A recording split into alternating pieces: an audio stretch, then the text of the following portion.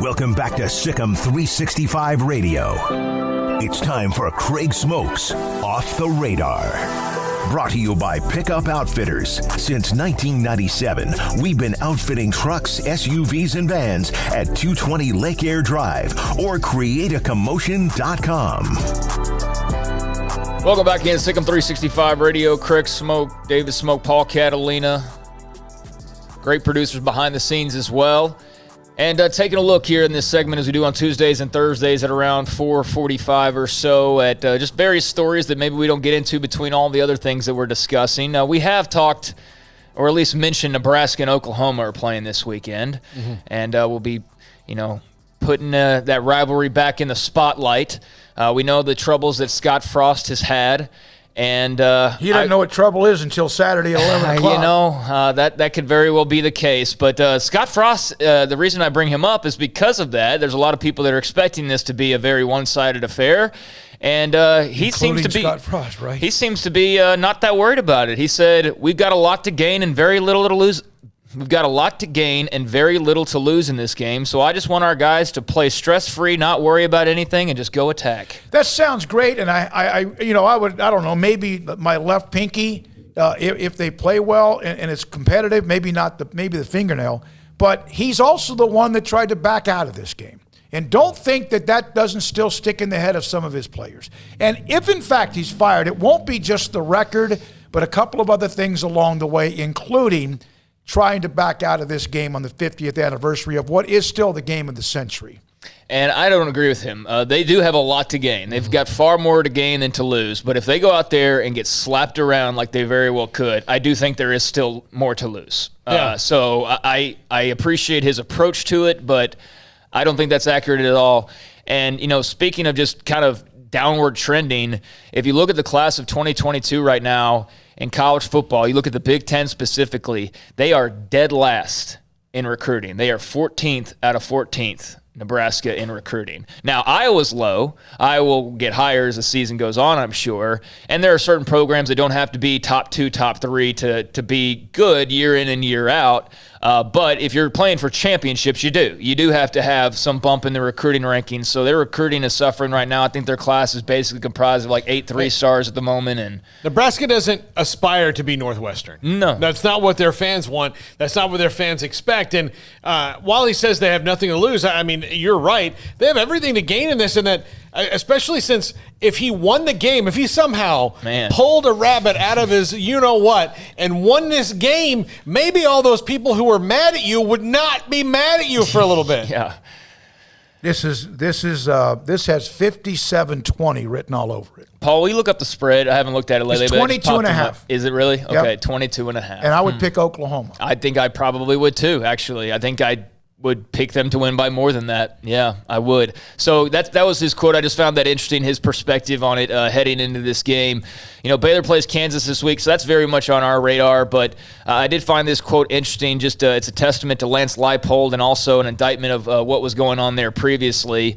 One of their better players is Kyron Johnson. He's a linebacker turned edge rusher for the Jayhawks as they switch their defense around under Leipold to more of what he was doing at Buffalo. But to let you know kind of what was going on at Kansas before, here's Kyron Johnson's quote on the way things have started at 1-1 for KU. Now, you can see a huge difference in how we go about things at this point, and you can't really slip up and miss or be late to anything at this point. It helps a lot, actually, because a lot of us, we used to slack and stuff like that, but it was just a minor setback for a major comeback, which is just such a throwaway line. But I like that they could just be late and slack, and, that was kind of the MO of the program. And now, hey, that's no longer tolerated. That's not what we're going to be about anymore. So that's kind of a damning quote, but at least it's a positive for Lance Leipold and what he's trying to do. Outside of all the other stuff that's going on with Les Miles, I think it's very clear that Kansas did not hire that Les Miles that won the national championship. They hired a lesser version of that. And I'm not even talking about the off-the-field stuff. I'm talking about the coach, the administrator. I kind of felt that his first Big 12 media days. I was like, this is – I don't think he knows what he's getting into. Yeah, and he was – I kind of felt like he kind of had some Joe Biden stuff going on where it's like, I know that like behind this wall of whatever's going on was a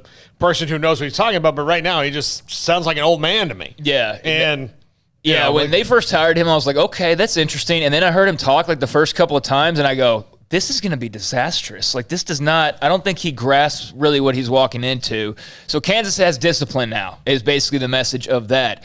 Washington quarterback Ryan Fitzpatrick is going to miss 8 weeks, but he will avoid surgery for the time being after further examination of his hip injury, according to Ian Rappaport. So no surgery for him right now. He'll rehab and miss the next 2 months. So it's the Taylor Heineke show for the Washington football team for the foreseeable future. I'm kind of excited about that. I'm not a Washington fan. I wasn't a big fan of that pickup. I thought he might bring at least the experience with it. If the defense plays to the level of what they were playing at last year, especially the last half of the year, Ryan Fitzpatrick can be your bus driver. But in the very first game, they couldn't do, anything. I mean, it's horrible.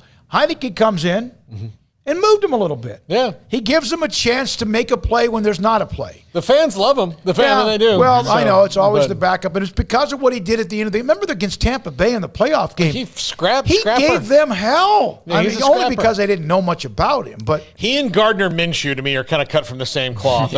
Now, it's not always going to be great, but you talking about Fitzpatrick or Heineke and Gardner Minshew, where it's not going to be. Minshew and Fitzpatrick actually remind me of each other as well. It's not always going to be great, but you're getting everything every time, and I think that's Taylor Heineke. It's not going to be Patrick Mahomes, but it's not going to be Browning Nagel either. How about that throwback from way back when? Yeah, I have some of his cards. I think old cards of Browning Nagel.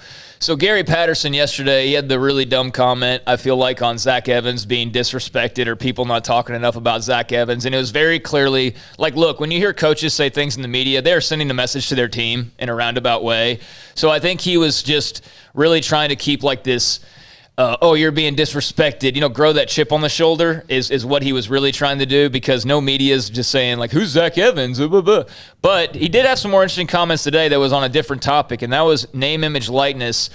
He was talking to some school supporters and basically rallying the troops to get involved in name, image, and likeness, and basically trying to fundraise and get some sponsorship deals going.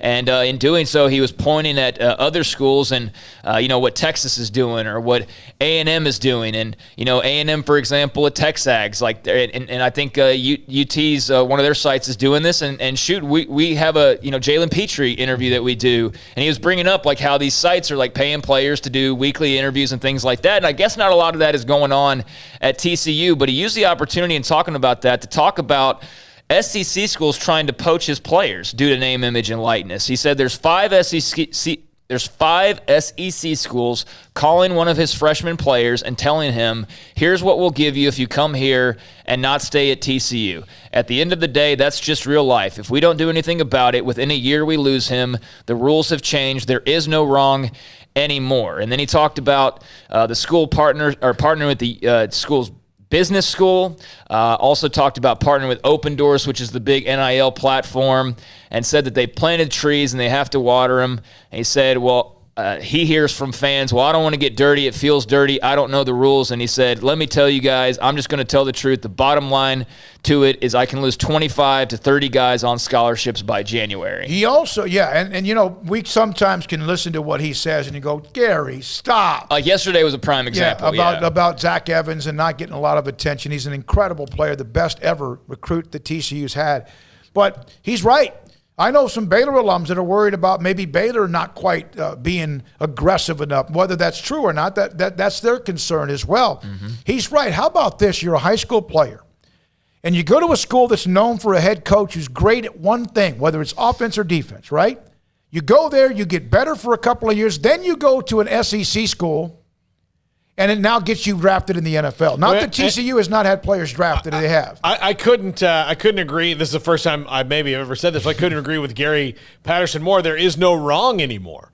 And they're like, what? Based on the old rules, what's wrong now? I mean, what is wrong? Pretty much nothing. Nothing. I mean, like if you're not offering it, if you're you're in the weeds if you find some wrong. I mean, like somebody with name, image, and likeness is going to have to do something super shady to get in trouble. I mean, super ridiculously shady, like the mafia is paying you, that kind of a thing to get in trouble because it's like drug money they're passing on or exactly. something. Yeah, so that's what's going to have to happen, and where does it stop? You mentioned that about transferring. Why did everybody think Deion Sanders would be a bad hire for a head coach? Outside of his, high school coaching resume was terrible, but it was because Deion Sanders got Des Bryant in trouble for doing something that's probably pretty innocuous and taking him to lunch and introducing him to his agent because he knew that Des was going to need one. But Deion Sanders was going to get you in trouble. Now, why wouldn't you hire Deion Sanders as your head coach if you're a major program? Because now you've got a coach who himself is a walking NIL deal. Yeah. No, you're right. And so, kudos to Patterson on the point that he made. I agree with him. And if any school is hesitant, then they're just going to get left behind. And, the alums can say that they're worried about their school not doing enough. Well, guess that's where you come in. That's where you business owners come into play. Sign somebody to an NIL deal. If you own a taco restaurant or a quick car lube in tune place or whatever, then if you're worried about it, sign a guy up. And what maybe business owners don't realize is it doesn't have to be thousands and thousands of dollars either. You can negotiate this, and you might be surprised at what little athletes would take because it's more than what they're getting right now. And it's a sponsorship deal. So I just found those comments interesting. We know the USC job is the big burning question, when it comes to college football coaching jobs right now. And there will be others as the season goes along, and especially around December. But USC is a massive job that is open. And Eric Bieniemy took the podium today, Chiefs offensive coordinator. They got the Ravens coming up here in week number 2. But instead of the question being about the Baltimore Ravens, the very first question of his press conference, it was about USC. And so he had to address that and said to reporters that he is focused on the task at hand. He laughed and said, "You guys know me. I am where my feet are. So when it's all said and done with, I am focused on the task at hand. I am not worried about anything like where my name is being mentioned. My job right now is to make sure we're preparing for this weekend's opponent." He also said on a follow-up question that if hypothetically USC were to give him a phone call, he said, "If USC reached out to me right now, my answer would be I am preparing for this team to play against the Ravens. That's how I roll. You guys know that. And then, just more my job's to make sure we're ready." So, he's not going to say anything else, but it was something that was brought up and already something that he's having to address just, a few days later. So not sure how much of a real candidate he will be, but those questions are already starting to come for Eric Bieniemy. Also, here's a first, and we get a lot of these from time to time, and some of them get a little bit watered down, quite honestly. But this is pretty major.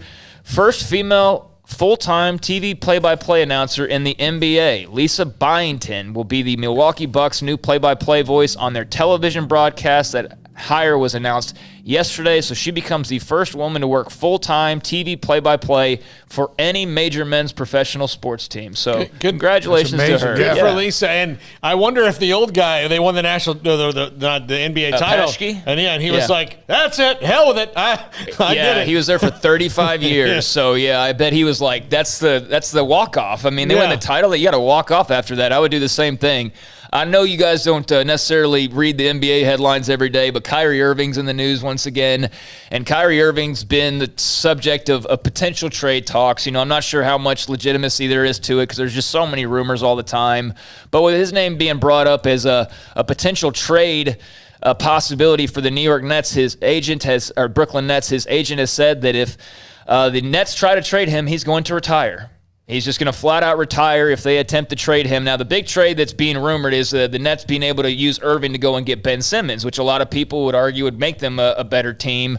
But it's been talked about on all the various shows. So, again, put as much stock into it as you want to. But Nick Wright of Fox Sports, a known LeBron D-writer, quite frankly, said that, this is very much being talked about and that there's various trades that are out there that would make sense for the Brooklyn Nets if they wanted to shop Kyrie. And what was interesting is that Kyrie Irving responded to Nick Wright's tweets with a little puppet gif and called him a puppet. And Nick Wright responded and said, "Kyrie, if you're saying you didn't say you'd retire if you were traded, then your beef is with your representation, not with me, because you and I both know that's what they've told people." So, wow. Kyrie Irving. And, that led to a lot of people going like, does he still want to play, and questioning his desire, because he just always seems to kind of be, on the fence with certain things. But, we'll see what happens. He's saying that he'll retire if the Nets trade him. So here's what I'd like for Kyrie. I would like for him to retire. I would like for him to call Elon Musk, get on the next SpaceX ship, I'm with you. take him out to outer space, look at the round, beautiful planet Earth and go, oh. That's what, yeah, he's got so much money, Elon Musk. Take all the flat earthers and take them up into space and let them see what the world looks like, and then have them say. And then that's it. Then we're done. Yeah. USA Basketball is going to need a new head coach, Greg Popovich. The Tokyo Olympics was his last ride. He called it the best feeling he's had in basketball, winning that gold medal. So now Grant Hill, who is the managing director of Team USA men's basketball, said they are on the hunt for a new coach to replace good old Pop, the 72-year-old Spurs coach. So just a little note of interest there. And you know what? I think I'm going to leave it right there as far as a few topics off of the radar. We've covered a lot of ground right there. So those are a few stories that we might not otherwise get to. Thank you, Craig. Appreciate that. We continue. Jennifer Smoak will join us at 5:30, and my Lord, what a first week she had as a fantasy football league owner. And this could be interesting at 5:30. And a lot of the choices that were very, very, I questioned them. And she got a good team. She's got a hell of a team. Yeah. Doubled up a girl, Natasha Persia, who has slammed her a few times when it comes to football, fantasy football league games. She's coming up at 5:30. Lord help us with that.